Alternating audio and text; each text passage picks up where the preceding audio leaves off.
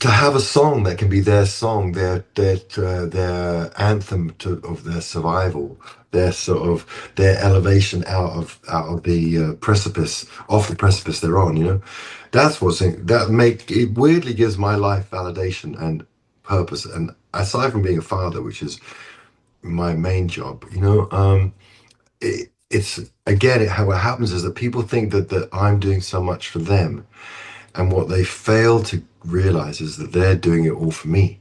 Today we talk about purpose. Try growing old and not having purpose. You'll get pretty depressed. No one really wants to sit in front of the TV and watch crime shows all day. I do that a lot. Our special guest is a singer-songwriter guitarist from Britain, best known as being the lead man in the band Bush, who interestingly were bigger here than they were in their homeland. He was born in 1965, found fame in the 90s.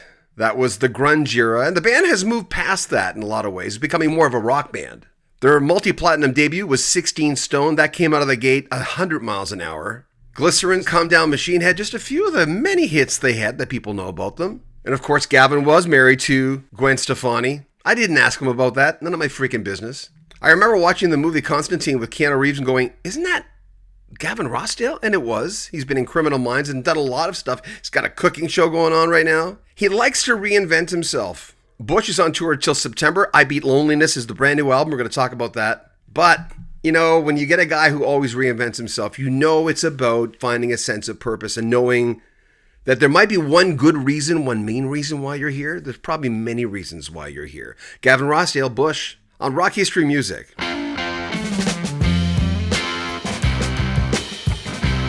When you were talking to Billy, you were talking about the fact of, you knew at one point, this is what I'm supposed to do. And I'm really big on sense of purpose. And, you do the cooking show, you've done this, you're great in acting. I love you in Constantine and other things. But there's that thing of going, a purpose is more than one thing. It's more than kind of one road.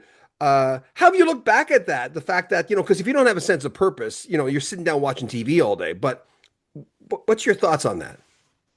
Thank you for saying that because what happened is in the last few years in trying to become a better person all the time, and kind of reading things, looking at things, self-evaluating, and it was really important to me to consider of of the music that I make in my life, the meaning of it, and in order to go make another record, this record, I was like, what can I bring? What's my point? And when I just thought back to all the different conversations I've had with different fans over the years at shows in the cities where I'm playing, where people come and talk to me, and they talk to me about the power of the music in a way that would be bizarre for someone to self-refer. If you get self-referential in England, you will get slapped. There will be a big slapping of your head, so you got to be careful. But it's other people that talk about the gravity of the music, and I thought that's okay to embrace that. And when I went to start this record, just thought, what is it I want to talk about? What is it? What is my point? And it really came down to the powers of this music to elevate people, the chance to bring people together in a divided world, in a very modern world that is incredible potential for connection, where there's more disconnect than ever. There's so much disconnect and people getting lost in the shuffle, young people coming up. It seems to be getting harder and harder, and the odds are stacked against people. I don't know how young bands do it. I don't know how young people figure it out. I have young people in my life, so I see the world through their eyes, and it's daunting. And so what I like about this record is this concept that to make a record where people just don't feel so alone. They hear my struggle on there. I'm caught in a cycle and I need help. It's like that's the line on there. And I hope that's such a relief for people to hear that they can sing it.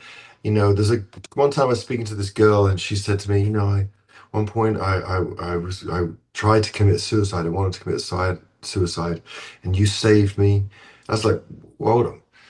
No, no, you saved you. I mean, you may have had my song playing in the background, but you're creating, you're making all that momentum, and it's all you. So that's when I wrote that song, I'm here to save your life.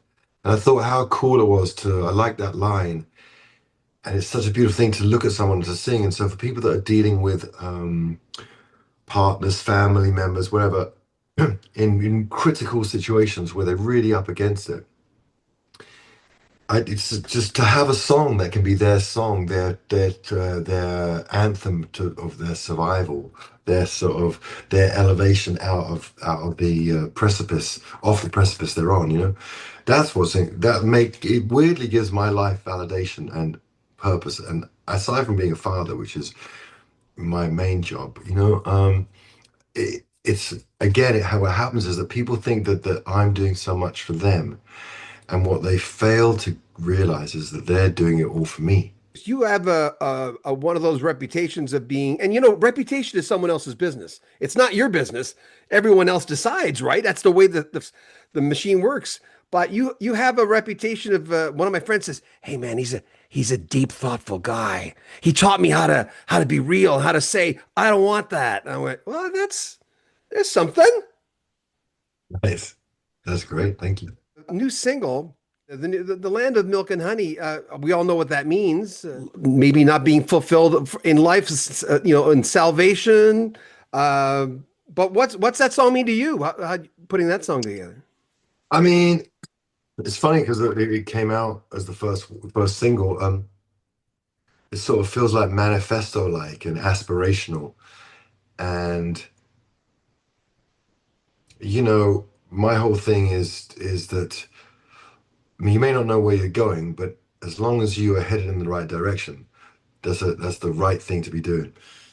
And I don't know, I just feel that this song was forceful, grabs people, and it's a statement of intent. There's that artist that grabs the award and says, "Well, I want to thank God." And I can understand. I'm not a religious guy either, and I understand why they're doing, and I respect faith. But there's always that someone will say, "Well, oh my God, thank God." I'm going, yeah, but you kind of did that. You give yourself some credit. It's okay. I'm sure if you believe in God, there's a God maybe in your world. I don't know, but there's that thing You of see, now I'd start with the writer. I'd like to thank whoever wrote this song. That'd be my first port of call. And I know that God, if there is a God, surely he's too busy to write your song. yeah, that's true. There's a philosophical question for you. I always like this one. If God is omnipotent, can he make himself a breakfast that is too big to eat? 60 ways to forget people. Of course, I thought of 50 ways to leave your lover right away because I hadn't heard it yet. Then I listened But to it. But you do something in this. I'm a big fan of how someone sings something, phrasing. I'm a big Sam Cooke fan. Rod Stewart was, and a lot of people. But you do something in when you say rise in there. I mean, I always love when an artist will do something and it makes the song better, but you made me stare at the speakers, which is a term I use too much. But when you sing that, did that just come up or you had that planned? well, I mean, it's a funny thing because I get asked certain things. I do think about the whole process of songwriting, and they're just one idea that I have. So in that situation for that song, I remember writing that song, and Eric, I got to work with him on this. He's engineering, and he's the music's going, and he's humming like as if he's writing the top line. He's not, by the way. No one's asking for his top line, but he keeps humming. So he's so I have to wait for him to stop humming. I'm going to tell him next time and be like, Eric. So he stops humming, and I have a moment, some right, because he's humming. So I'm not sure if it's not that. It's just like squeezing my moments to have my time in the song. Um, but I also want something affecting, and that is where I am imagining an audience. That is where I'm imagining being on stage and having the best line to sing. You know. Right. And it's weird. It's just funny how that works. I know Rick Rubin talks about don't make music, never think of the people. There's that. It's like, well, whatever. I mean, that's his opinion. Um, but in that context, I do think of people that love the band, and I do think about. I know that if I've got an amazing a set of words that go with a great melody on I Beat Loneliness, like there's nothing left. I immediately think of that front row getting like gasping with a sort of the ability to connect with us.